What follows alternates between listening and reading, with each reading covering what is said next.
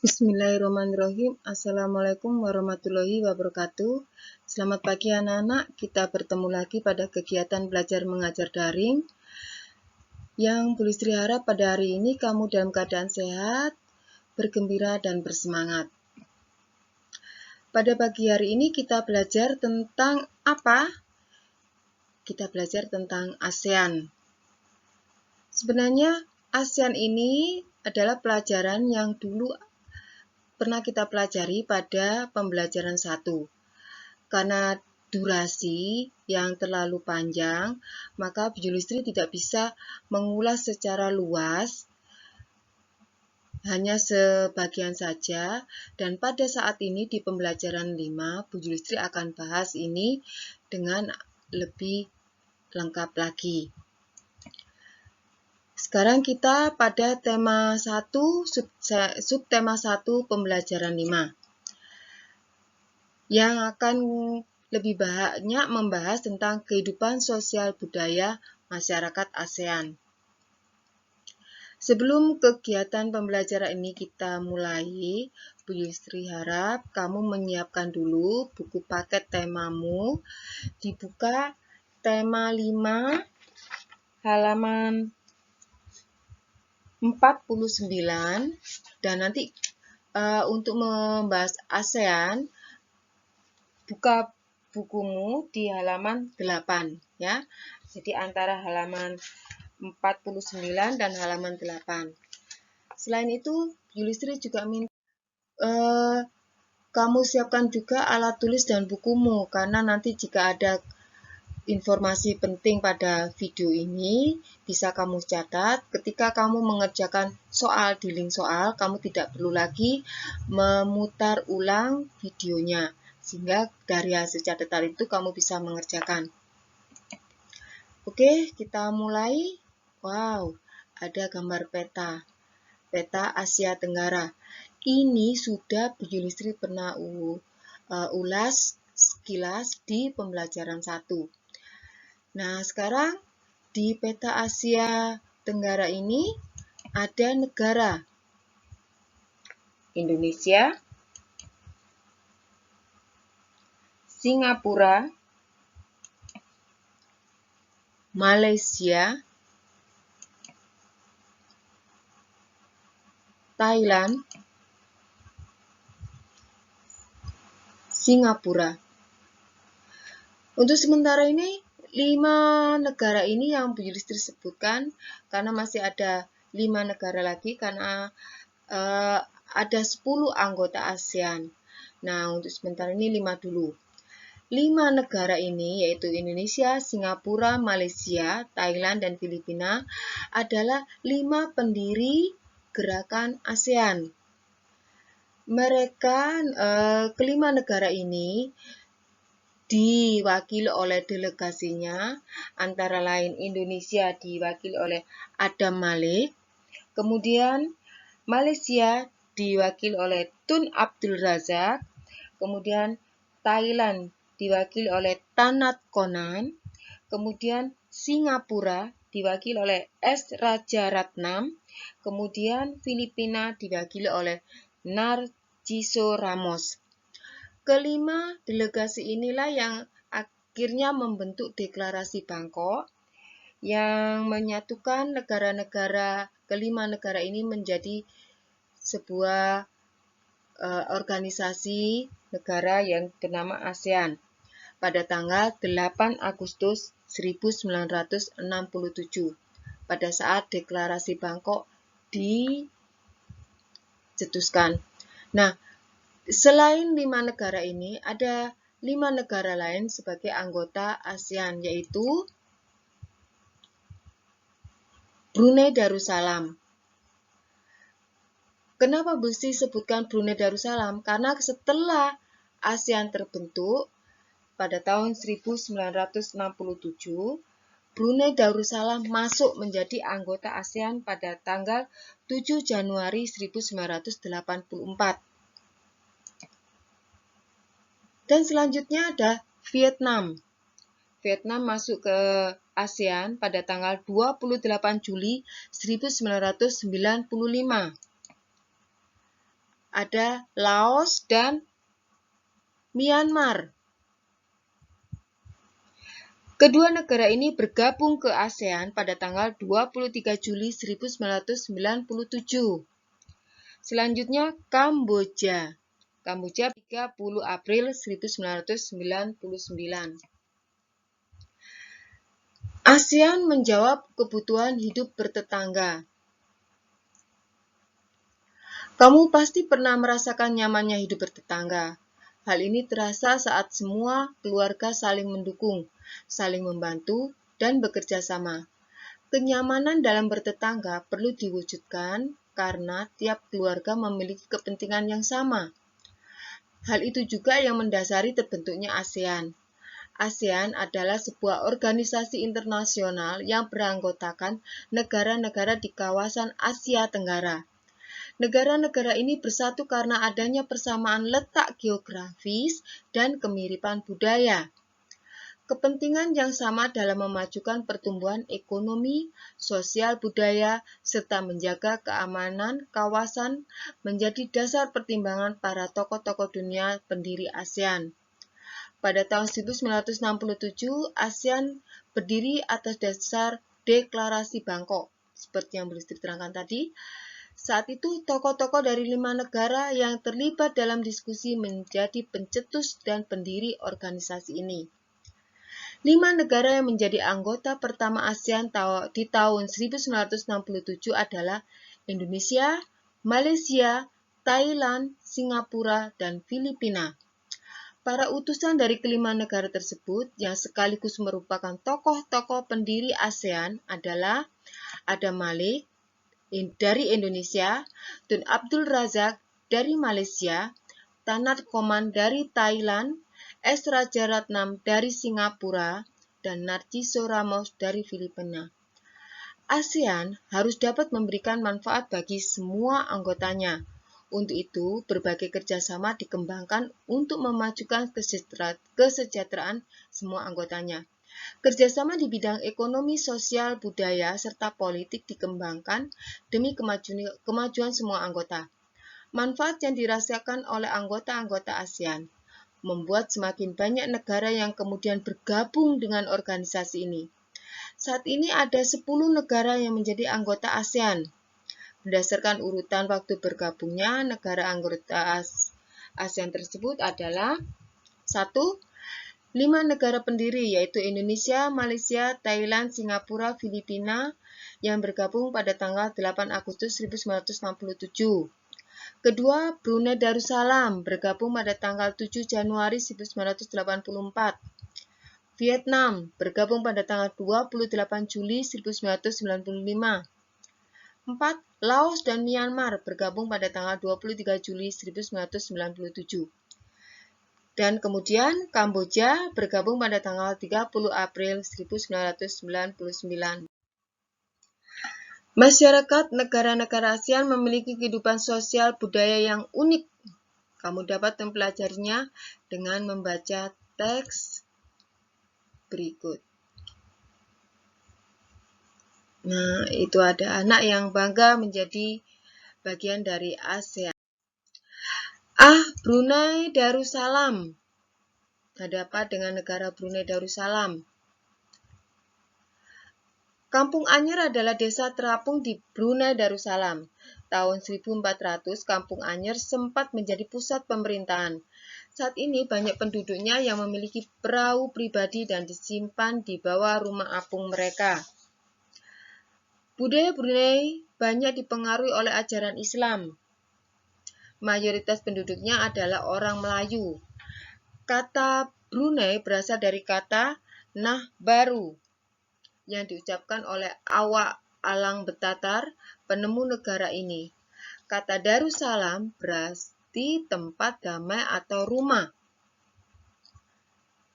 Keamanan dalam percakapan menunjukkan dengan jari telunjuk dianggap kasar. Secara tradisional, orang Brunei tidak berjabat tangan dengan lawan jenis. Melepas sepatu adalah kebiasaan umum orang Brunei sebelum memasuki rumah orang. Nah, ini gambar Kampung Anyernya ya. yang terapung itu. Kemudian B. Malaysia. Patung Dewa Murungga di Malaysia. Patung Dewa Murungga di Malaysia merupakan patung berukuran 42,7 meter. Patung ini terletak di Batu Chaves, gua yang merupakan salah satu kuil Hindu di luar India yang paling populer, yang didedikasikan untuk Dewa Murungga. Malaysia merupakan kota yang bernama Georgetown, yaitu kota yang terdaftar dalam UNESCO World Heritage. Kota ini terletak di Pulau Penang. Georgetown adalah kota yang memiliki ragam jenis budaya. Banyak gedung peninggalan masa Eropa dan bangunan bernuansa Melayu Tionghoa. 3 kaum utama di Malaysia adalah Melayu, Cina, dan India. Musik tradisionalnya banyak dipengaruhi oleh budaya Cina, Islam, India, dan Indonesia. Makanan khasnya adalah nasi lemak. Nah, itu adalah patung Dewa Murungga. Selanjutnya C. Filipina.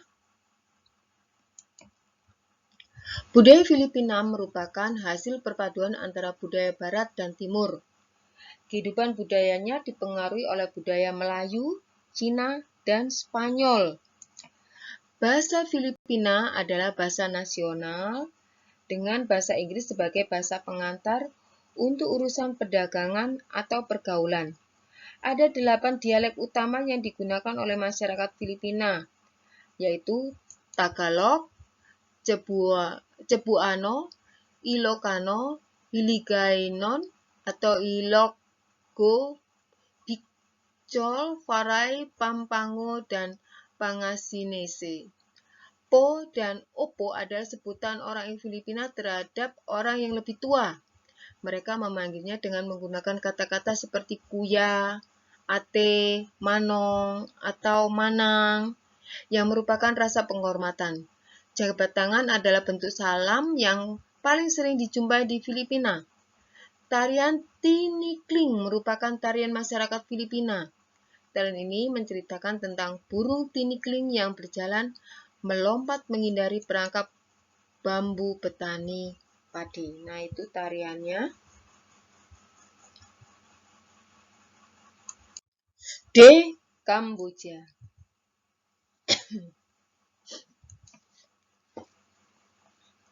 Banyak candi di Kamboja terbuat dari batu. Dewa-dewa dari agama Hindu dan Buddha terukir pada tembok. Tari Apsara lahir pada 2000 tahun lalu. Relief tarian banyak ditemukan di bangunan-bangunan keagamaan di Kamboja. Orang Khmer mengenakan syal kotak-kotak yang disebut krama. Pria dan wanita Khmer mengenakan bandul Buddha pada kalungnya. Tujuannya adalah menjaga dari roh jahat dan membawa keberuntungan. Makanan terkenal Kamboja adalah cha, yang tumisan. Selanjutnya adalah Myanmar.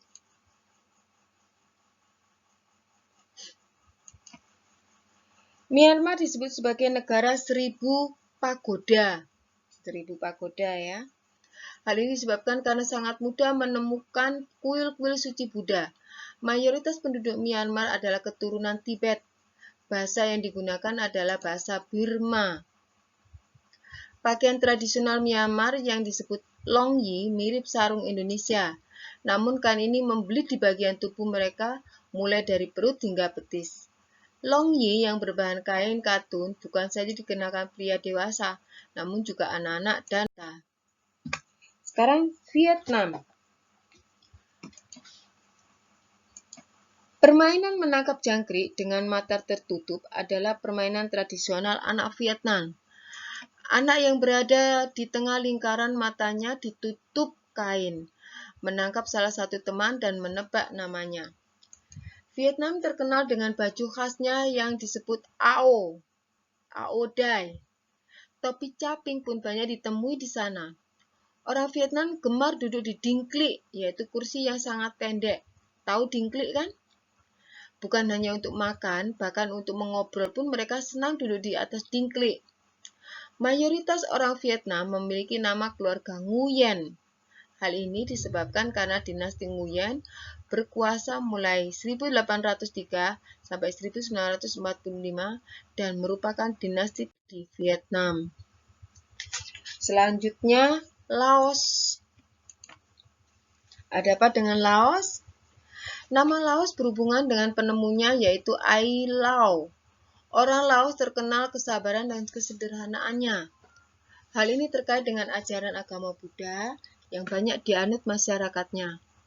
Olahraga tradisional di Laos adalah katau, seperti olahraga bola voli, namun menggunakan kaki untuk menangkap dan memukul bola. Bola tersebut terbuat dari anyaman bambu. Tahun baru Laos disebut Bun Pi Mai. Semua penduduk membersihkan rumah, mengenakan pakaian baru, dan mencuci patung-patung Buddha. Makanan utama bangsa Laos adalah nasi atau beras ketan yang dimakan dengan tangan langsung. Orang Laos menyebut dirinya Luk Kau Niao, yang artinya anak turun nasi ketan. Upacara sakral pemberian sedekah atau dikenal dengan Saibat merupakan upacara di Laos.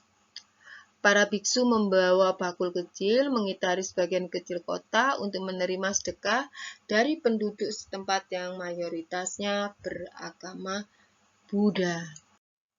Selanjutnya adalah Singapura. Singapura memiliki lambang negara yaitu Merlion. Merlion adalah patung berkepala singa dan berbadan ikan. Menurut mitos, Singapura dahulunya adalah kampung ikan. Kampung ini bernama Temasek yang berasal dari bahasa Jawa yang artinya lautan. Singapura berasal dari kota Sansekerta yang berarti kota singa. Penduduk Singapura berasal dari Cina, Melayu, India, dan Eropa. Kaum Baba adalah sebutan bagi keturunan Cina Melayu. Singapura memiliki 4 bahasa resmi yaitu Melayu, Mandarin, Inggris, dan Tamil. Masyarakat Singapura memiliki budaya jalan kaki. Sekitar 80% masyarakatnya memilih untuk berjalan kaki kemana-mana. Hal ini disebabkan harga kendaraan yaitu mobil dan bahan bakar sangat mahal. Kepiting cabai adalah makanan yang sangat digemari masyarakat Singapura. Nah, itu lambang Singapura. Selanjutnya adalah Thailand. Thailand adalah satu-satunya negara ASEAN yang tidak pernah dijajah bangsa Eropa. Thailand dalam bahasa Thai adalah Pratet Thai yang artinya tanah kebebasan. Sejak tahun 1800-an, Thailand berubah nama antara lain Siam dari bahasa Sanskerta yang artinya gelap atau coklat dan Thailand. Ramakien adalah cerita nasional Thailand yang mempengaruhi kehidupan masyarakatnya. Di Thailand, kepala adalah bagian tubuh yang paling dihormati. Tidak ada orang yang akan berani menyentuh kepala, bahkan kepala anak-anak. Sebaliknya, bagian kaki dianggap bagian yang paling hina karena dipakai sebagai alat untuk menapak di tanah. Oleh sebab itu, kaki tidak boleh dihadapkan ke patung suci atau orang lain. Indonesia dan Thailand memiliki tradisi minum teh. Di beberapa daerah di Indonesia, kebiasaan minum teh dilakukan secara turun-temurun. Salah satunya adalah teh yang diseduh di poci. Oleh sebab itu, teh tersebut dinamakan dengan teh poci. Di Thailand, teh disajikan dengan susu dan rempah-rempah. Teh tersebut dinamakan Thai Iced Tea dan disajikan dingin. Nah, itu gambar Thailand. Sekarang negara kita yang tercinta yaitu Indonesia. Pasti kita sudah tahu tentang Indonesia. Indonesia adalah negara kepulauan yang berbentuk republik. Indonesia tercatat memiliki 17.504 pulau dan 16.056 pulau telah memiliki nama baku di PBB. Di Indonesia ada 1.331 kelompok suku dan 652 bahasa daerah yang berbeda. Luas wilayah Indonesia adalah untuk daratannya saja 1.922.570. Kemudian ditambah dengan perairan 3.257.483 km persegi. Bila ditotal, luas wilayah Indonesia adalah 5.180.053 km persegi.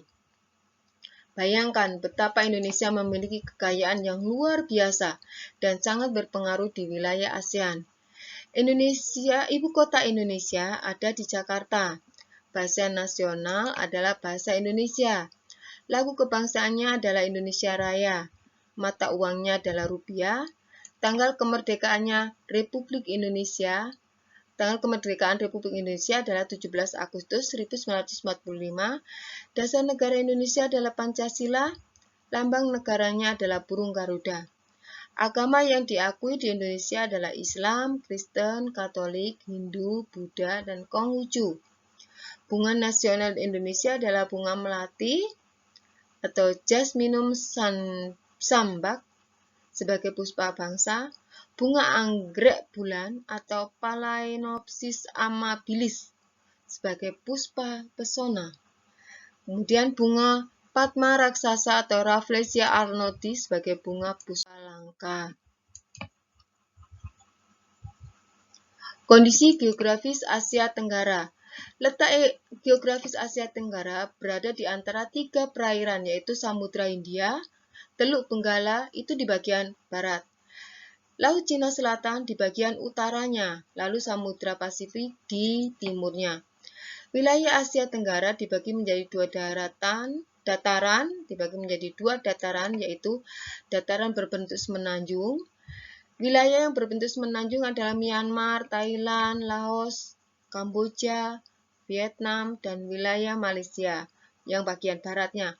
Kemudian yang kedua, daratan berbentuk gugusan kepulauan.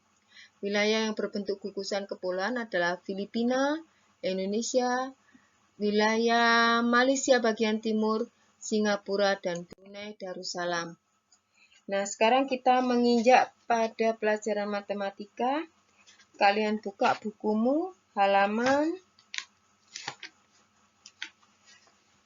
51.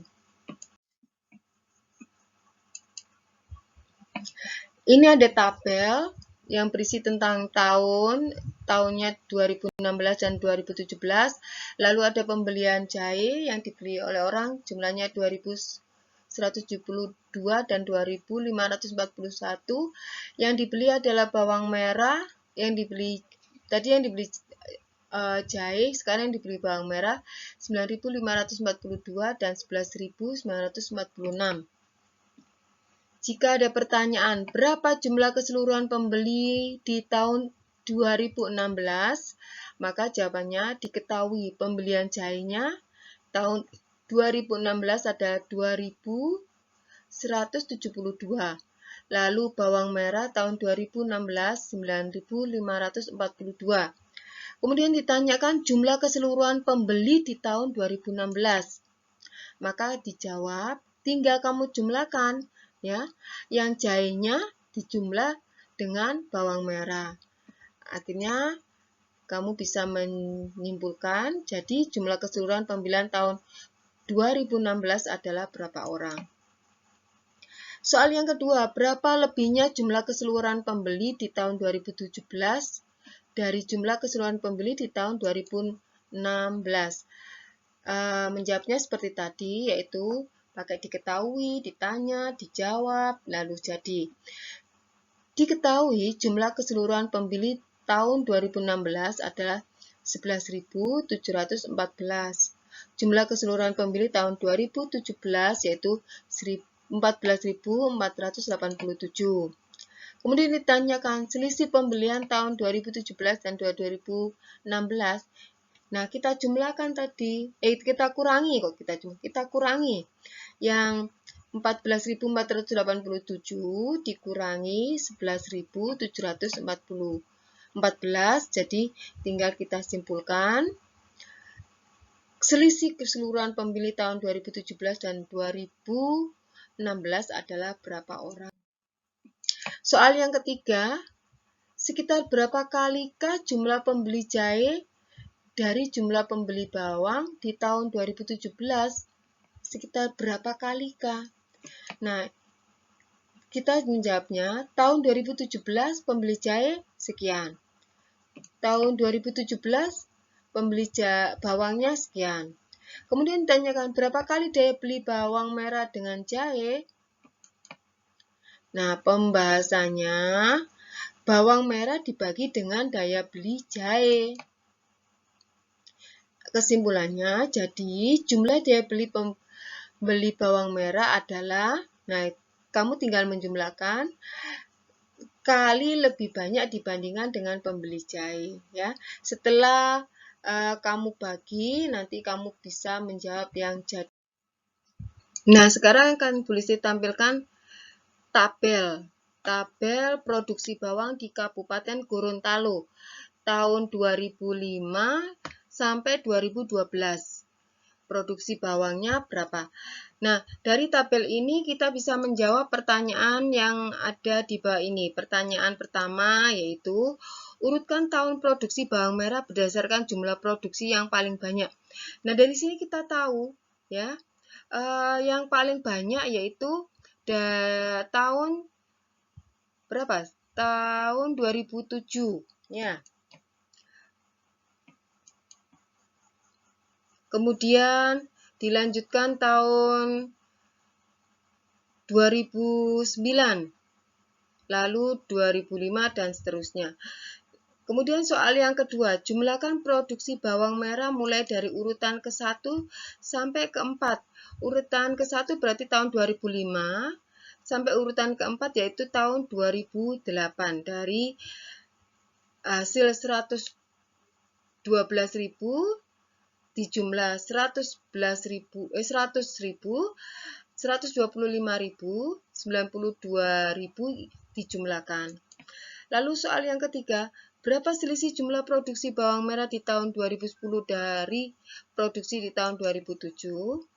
Maka jawabannya jumlah produksi bawang tahun 2010 dan 2007 adalah kamu jumlah 39.000 ditambah 125.000. Sekarang pada tugas dan penilaian. Untuk saat ini kamu mengerjakan soalnya tidak difoto lagi, tapi lewat link soal. Mengerjakan soal yang ada di link soal yang nanti akan dikirim di grup WA. Sekali lagi, kalau selesai mengerjakan, kamu tidak usah men-screenshot atau memfoto kemudian mengirimkan di grup, tidak usah ya. Sekali lagi, tidak usah memfoto dan mengirim bukti tanggapan ke grup kalau kamu sudah mengerjakan, karena rekap pekerjaanmu sudah bisa dilihat di respon link soal yang bisa melihat Bu Julistri. Kalau Bu Julistri sudah merekap dan sudah selesai, kamu bisa nanti Bu Julistri kirimkan, kamu bisa melihatnya. Ya, untuk hari ini sekian dan terima kasih. Kalian sudah mengikuti pelajaran dengan baik, dengan bersemangat. Semoga kamu nanti setelah ini bisa mengerjakan soal-soalnya. Waalaikumsalam warahmatullahi wabarakatuh.